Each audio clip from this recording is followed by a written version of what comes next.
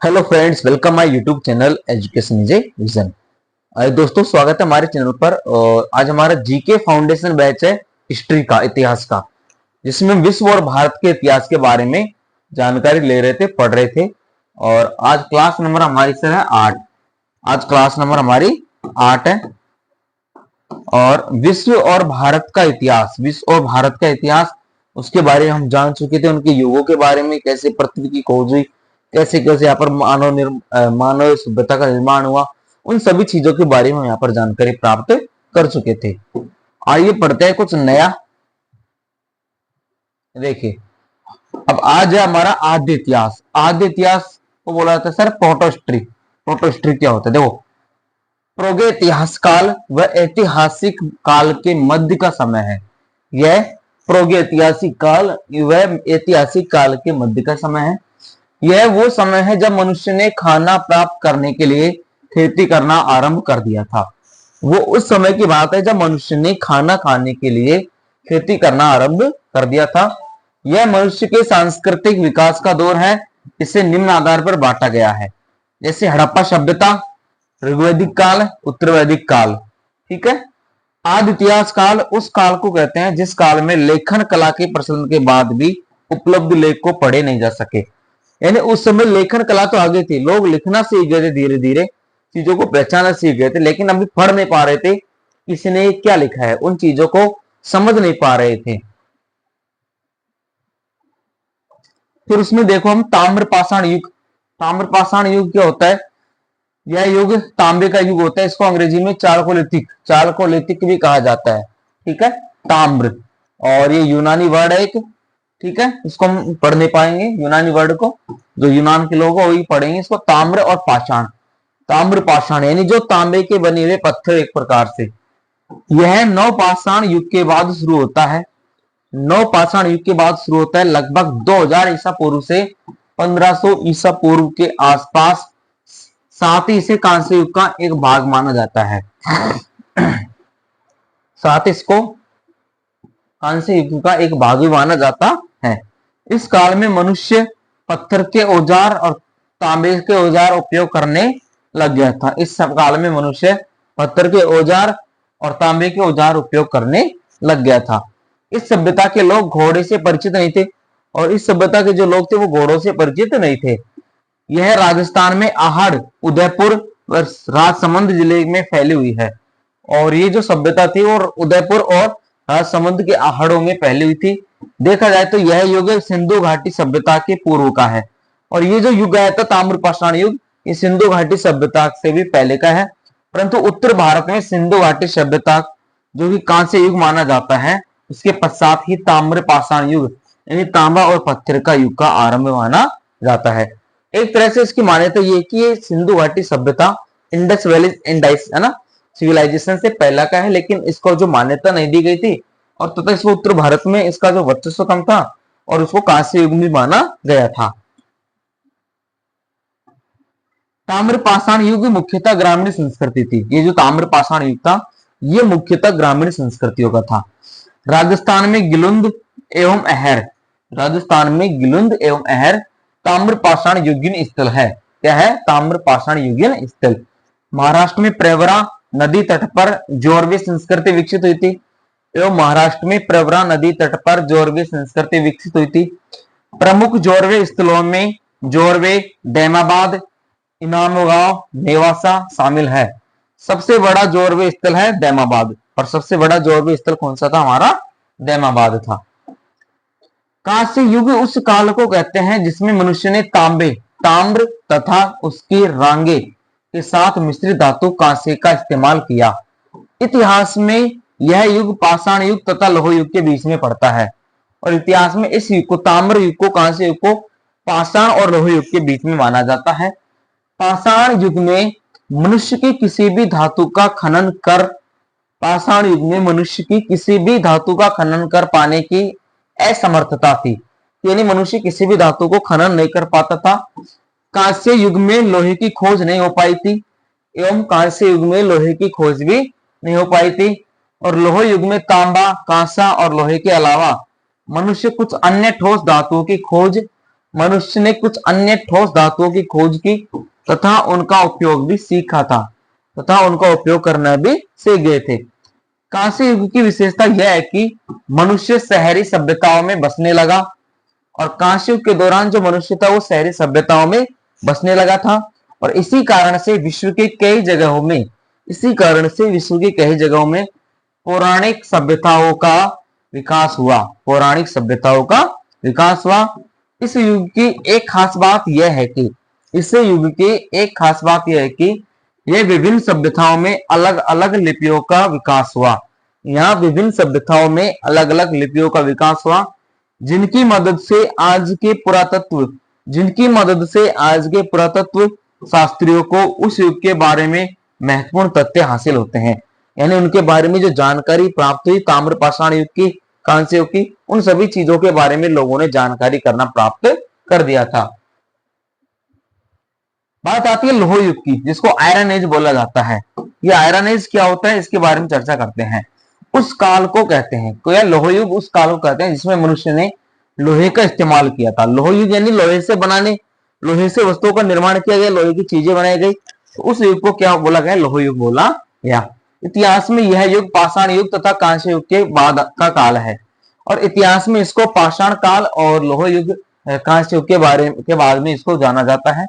पाषाण युग में मनुष्य की किसी भी धातु का खनन कर पाने की असमर्थता थी। खनन कर पाने का मतलब जमीन में से धातु को निकालना या जमीन में पड़ी हुई वस्तु को पहचानना, धातु को पहचानना, उसकी क्या थी? इंसानों में, मनुष्यों में असमर्थता थी, वो जान पहचान नहीं थी। कांस्य युग में लोहे की खोज नहीं हो पाई थी, लेकिन लोह युग में मनुष्यों ने तांबे, कांसे और लोहे के अलावा कुछ अन्य ठोस धातुओं की खोज की। लोह युग में मनुष्य ने तांबे, कांसे और अन्य लोहे के अलावा कुछ अन्य ठोस धातुओं की खोज की तथा उनका उपयोग भी सीख गया था। विश्व के विभिन्न भागों में लोह प्रयोग का ज्ञान धीरे धीरे फैलने या उत्पन्न होने लगा और यह युग अलग अलग समयों पर शुरू हुआ या शुरू हुआ माना जाता है। लेकिन अनातोलिया से लेकर भारतीय उपमहाद्वीप, ये जगहों के नाम है दोस्तों।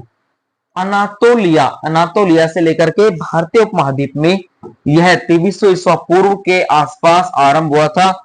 हालांकि कुछ स्रोतों के अनुसार इससे पहले भी लोहे के प्रयोग के कुछ चिन्ह मिलते हैं और कुछ स्रोतों के अनुसार यह भी बताया गया था कि इस युग के पहले भी हमने कुछ लोहे की वस्तुओं का उपयोग कर लिया था, चाहे वो जाने अनजाने में क्या हो। इस युग की विशेषता यह है कि इसमें मनुष्य ने विभिन्न भाषाओं की वर्णमालाओं का विकास किया तथा मनुष्य ने विभिन्न भाषाओं की जो वर्णमाला होती है उनका भी विकास कर लिया था, जिसकी मदद से उस काल में साहित्य और इतिहास लिखे जा सके थे। संस्कृत और चीनी भाषाओं का साहित्य इस काल में फला फूला। संस्कृत तथा जो चीनी भाषाएं हैं उनका जो साहित्य है वो इसी काल में फला फूला। ऋग्वेद और अवस्थाई गाथाएं इसी काल में लिखी गई थी। कृषि, धार्मिक विश्वासों और कला शैलियों में भी इस युग में भारी परिवर्तन हुए। इसमें कृषि, धार्मिक विश्वासों और कला शैलियों में भी इस युग में भारी परिवर्तन हुए।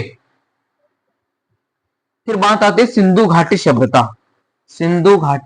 सभ्यता। देखिए, सिंधु घाटी सभ्यता प्राचीन भारत की एक सभ्यता थी। ये इसको इंडस वैली सिविलाइजेशन भी बोला जाता है। इंग्लिश में इंडस वैली सिविलाइजेशन के नाम से इसको जाना जाता है। यह सभ्यता विश्व की प्राचीन सभ्यताओं में से एक है। सिंधु घाटी सभ्यता दक्षिण एशिया में सिंधु नदी के क्षेत्र में विस्तृत थी। किसमें? सिंधु घाटी सभ्यता दक्षिण एशिया में सिंधु नदी क्षेत्र में विस्तृत थी। हड़प्पा सभ्यता के नाम से भी इसे जाना जाता है और इसको हड़प्पा सभ्यता के नाम से भी जाना जाता है। इस सभ्यता का जो प्रारंभिक विकास था इनके बीच में हुआ और सिंधु और घग्गर, इसको हकड़ा कहा जाए, है ना, सिंधु और घग्गर के किनारे हुआ था। हड़प्पा, मोहनजोदड़ो, कालीबंगा, लोथल, धोलवीरा और राखीगढ़ी इसके प्रमुख केंद्र थे। जो सिंधु घाटी सभ्यता का जो निर्माण हुआ था उसमें हड़प्पा, मोहनजोदड़ो, कालीबंगा, लोथल, धोलावीरा और राखीगढ़ी ये इसके प्रमुख स्थल थे या प्रमुख केंद्र थे। इस वर्ष में भिरडाना को सिंधु घाटी सभ्यता अब तक का खोजा गया सबसे प्राचीन नगर माना गया है। यानी सिंधु घाटी का जो सभ्यता थी उसमें भिरडाना अब तक के जितने भी नगर खोजे गए थे उन सब में से सबसे प्राचीन नगर माना गया है, जो लगभग 8400 से 8500 ईसा पूर्व के बीच बसा था। ब्रिटिश काल में हुई खुदाइयों के आधार पर पुरातत्ववेत्ता और इतिहासकारों का अनुमान है कि यह अत्यंत विकसित सभ्यता थी और ये शहर अनेक बार बसे और उजड़े थे।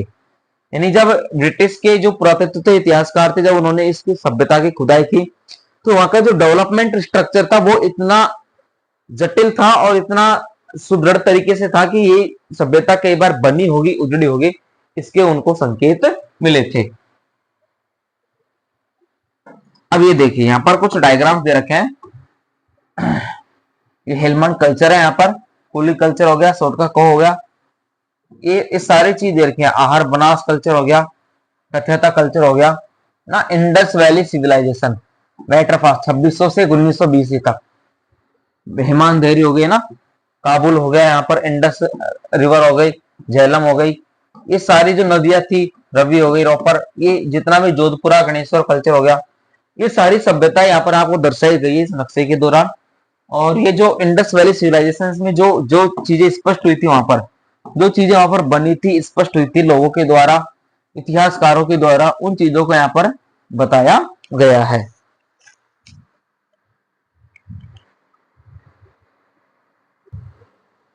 चलिए आगे बढ़ते हैं। इसमें हम देखिए, अब यहाँ पर अन्य जो नाम दे रखे हैं उन सभ्यताओं के अन्य नाम दे रखे हैं। और हड़प्पा सभ्यता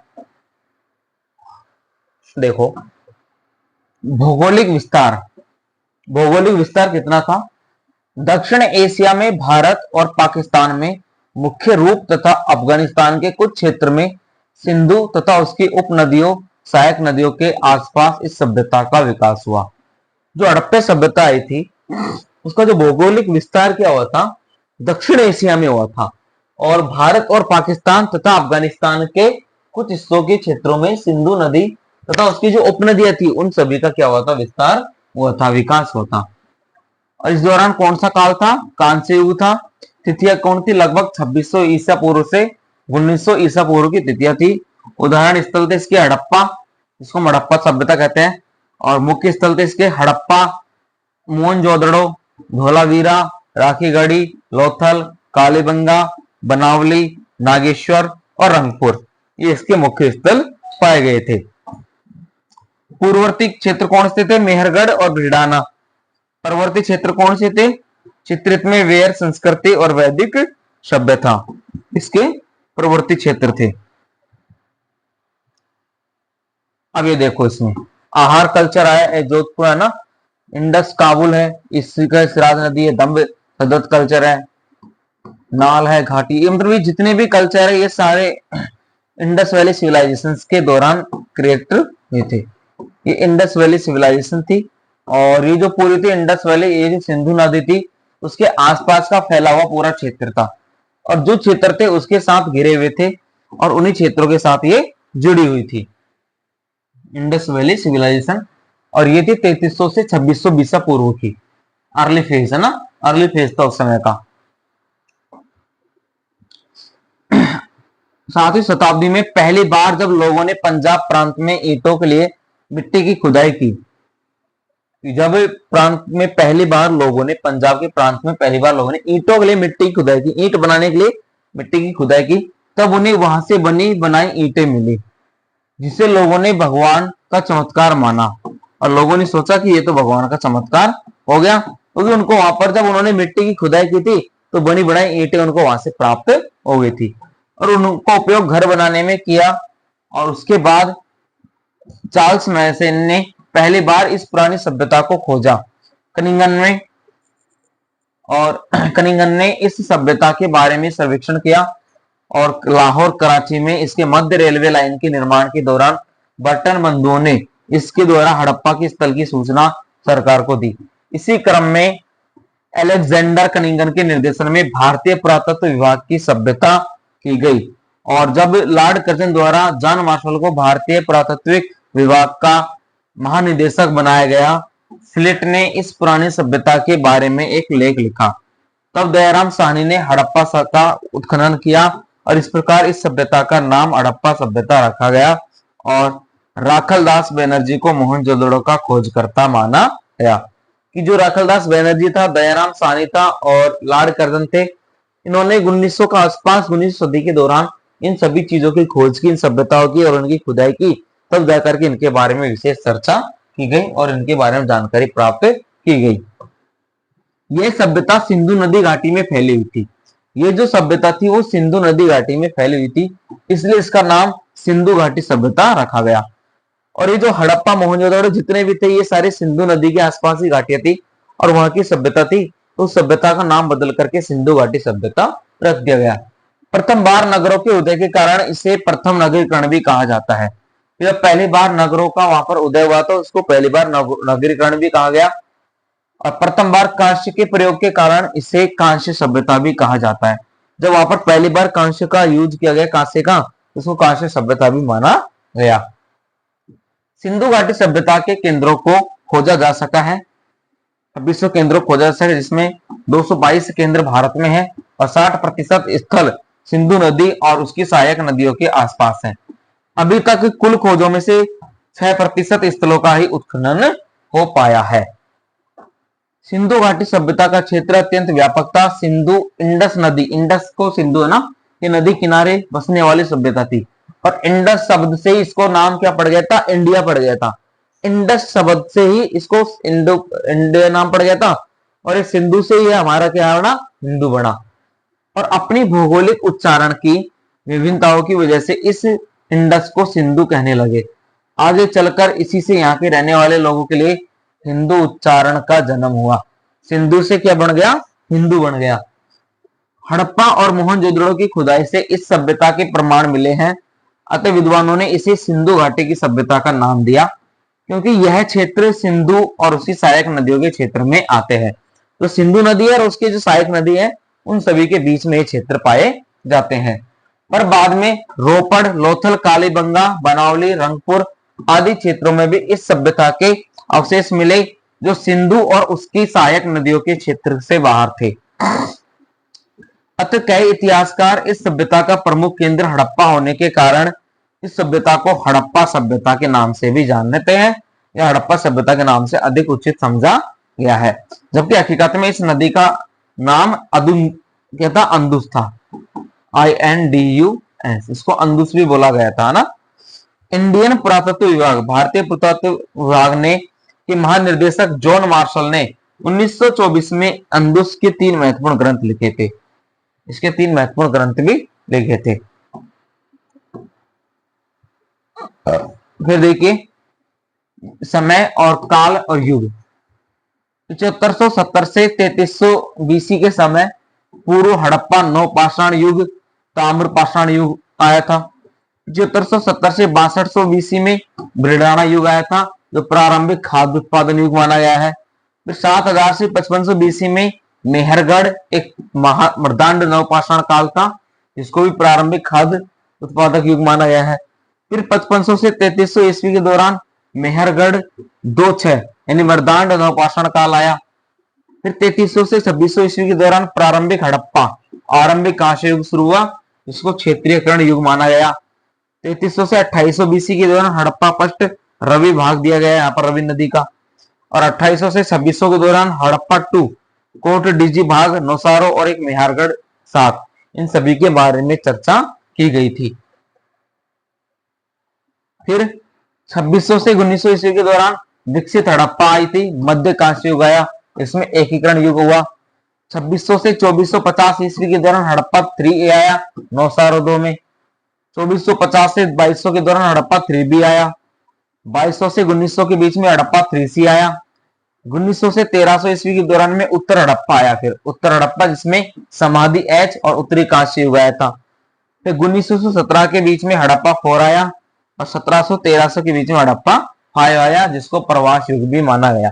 प्रवास युग का मतलब वहां पर लोग प्रवासी हो गए, आवास निवास करने लगे और रहने की सुविधाएं जुटाने लगे थे। ये देखो,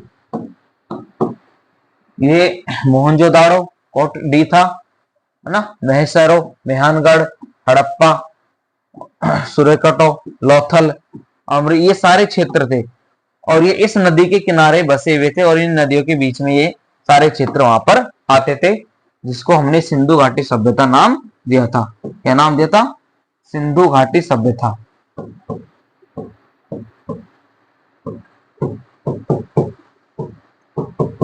Indus valley civilisation, Indus valley civilisation, IV से भी इसको बोला जाता है।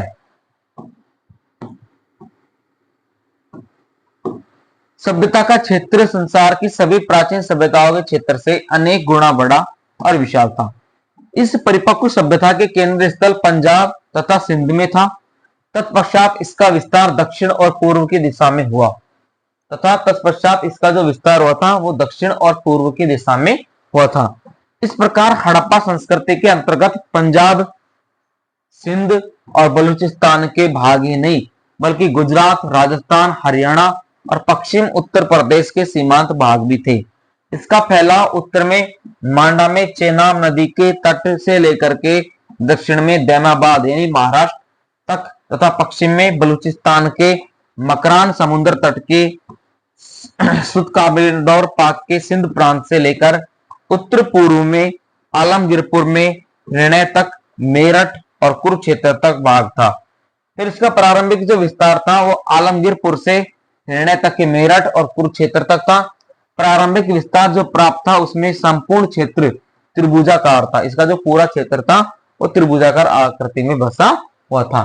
उत्तर में जम्मू के मांडा से लेकर के दक्षिण में गुजरात के भूगतर तक और पश्चिम में अफगानिस्तान के सुतकानोगडोर से पूर्व में उत्तर प्रदेश के मेरठ तक इसका हिस्सा था और इसका जो क्षेत्रफल है 20 लाख वर्ग किलोमीटर था तथा इसका क्षेत्रफल 20 लाख वर्ग किलोमीटर था। इस तरह यह क्षेत्र आधुनिक पाकिस्तान से तो बड़ा ही है। तो आज का जो पाकिस्तान है उससे काफी बड़ा क्षेत्र है इंडस वैली सिविलाइजेशन का और इतने क्षेत्रों में इतनी दूरी तय करके ये फैला हुआ था।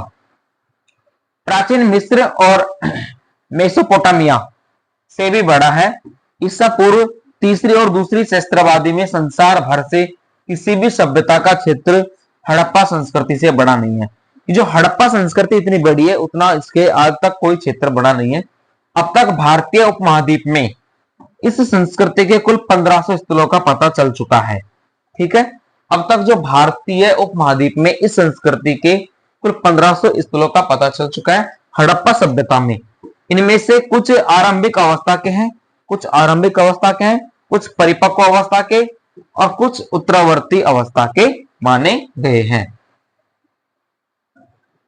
परिपक्व अवस्था वाले कम जगह ही है। सिंधु घाटी सभ्यता है ना, जो 2021 से उसमें एट बेबक मशीन द इंडस सिविलाइजेशन की जानकारी से पूर्व भूवैज्ञानिकों एवं विद्वानों का मानना था कि मानव सभ्यता का आविर्भाव आर्यों से हुआ था। मतलब में जो मानव सभ्यता का जो निर्माण हुआ उस समय हड़प्पा सभ्यता के दौरान वो आर्यों से उसकी क्या हुई थी, शुरुआत हुई थी। लेकिन सिंधु घाटी के साक्ष्यों के बाद उनका भ्रम दूर हो गया और उन्हें यह स्वीकारना पड़ा कि आर्यों के आगमन से कई वर्षों पूर्व प्राचीन भारत की सभ्यता पल्लवित हो चुकी थी। यानी ये एक भ्रम था, ये लोगों की मान्यता थी आर्यों से इस मनुष्य का निर्माण हुआ होगा, लेकिन उसके आगमन के कई वर्षों पूर्व मनुष्य सभ्यता आ चुकी थी। इस सभ्यता को सिंधु घाटी सभ्यता या सैंधव सभ्यता का नाम दिया गया। इनमें से आधे दर्जनों को भी नगर की संज्ञा दी जा सकती है और इनमें से दो नगर बहुत ही महत्वपूर्ण थे, पंजाब का हड़प्पा तथा सिंध का मोहनजोदड़ो। एक तो पंजाब का हड़प्पा और एक सिंध का मोहनजोदड़ो, ये जो दो नगर थे वो बहुत प्रसिद्ध थे उस समय। मूल उच्चारण मोहनजोदारो, शाब्दिक अर्थ है प्रेतों का टीला। क्या? प्रेतों का टीला, यानी मुर्दों का टीला बोल दो इसको। दोनों स्थल वर्तमान में पाकिस्तान में है और ये जो दोनों स्थल है वर्तमान समय में पाकिस्तान के अंदर स्थित है। दोनों एक दूसरे से 483 किलोमीटर दूर थे और अंदुस नदी द्वारा जुड़े हुए थे, यानी सिंधु नदी के द्वारा जुड़े हुए थे। तीसरा नगर मोहेंजोदड़ो 130 किलोमीटर दक्षिण में चहुंदड़ो स्थल पर था। जो चौथ नगर गुजरात के खंभात की खाड़ी के ऊपर लोथल नामक स्थल पर है। जो गुजरात के खंभात की खाड़ी पर एक लोथल नाम का स्थल है, वहां पर मोहनजोदड़ो ये क्या है स्थल है, मोहनजोदड़ो।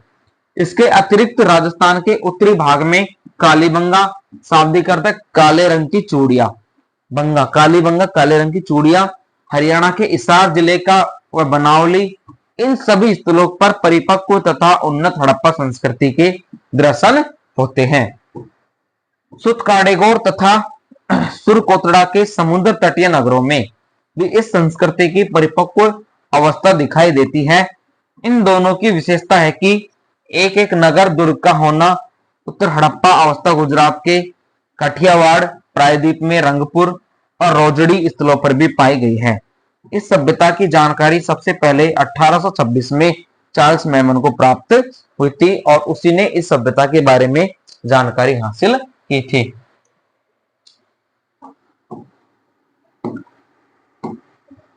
यहाँ पर प्रमुख नगर दे रखे हैं और उनकी सभ्यता दे रखी है। देखो, सिंधु घाटी सभ्यता के प्रमुख स्थल निम्न है। हड़प्पा पंजाब पाकिस्तान में है। मोहनजोदड़ो सिंध पाकिस्तान लरकाना जिला में है। लोथल गुजरात में है। कालीबंगा राजस्थान के हनुमानगढ़ जिले में है। बनवाली हरियाणा के फतेहाबाद जनपद में है। आलमगीरपुर उत्तर प्रदेश के मेरठ जिले में है। सूतकांगेडोर पाकिस्तान के बलूचिस्तान प्रांत में है। कोट दीजी सिंध पाकिस्तान में है। चहुंदड़ो पाकिस्तान में है। सुरकोटड़ा गुजरात के कच्छ जिले में है और गनवेरीवाला पाकिस्तान में है।